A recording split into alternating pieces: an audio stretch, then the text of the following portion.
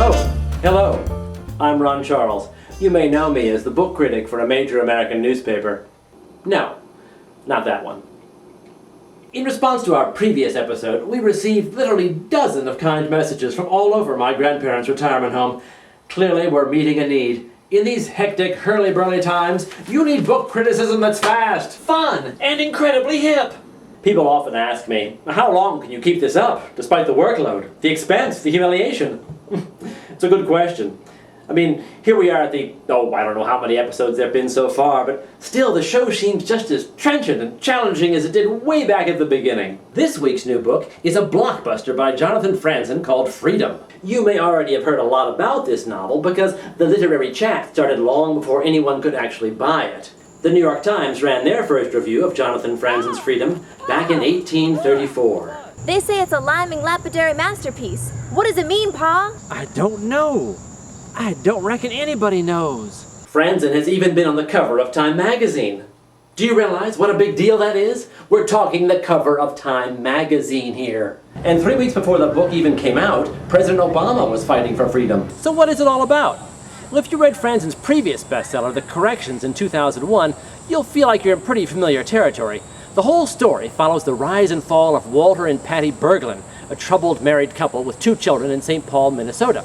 It's classic Franzen, a smart, finely fanged take on suburban life. Yes, okay, it's brilliant. It's a frackin' masterpiece. He's an extraordinary stylist and a writer of tremendous psychological acuity and erudition and irony, and who's able to create a family thickly woven into the great social and political themes of our age. But there are problems. First, there's a long section up front, supposedly written by depressed alcoholic Patty at the suggestion of her therapist. She describes the crippling adolescence, her college basketball career, and especially her attraction to the 2 men who will dominate the rest of her life, the miraculously worthy Walter, whom she eventually marries, and his best friend, Richard Katz, a rakish musician. But there's just no way to believe that this voice belongs to Patty, as opposed to, say, Jonathan Franzen. Second, the novel doesn't so much offer us its themes as bully us into accepting them with a knife to your throat. The word freedom beats through the book with the frequency of a frat house drinking game, as the characters obtain the freedom they craved from children, from spouses, from work. They inevitably discover that freedom is unsatisfying and self-destructive. And freedom is so destructive because we're always competing with each other. Again and again we hear that Richard and Walter are competing for Patty. Patty and Walter's assistant are competing for Patty, and her sisters are competing for their parents, and Patty and Walter's assistant are competing for their son's affections.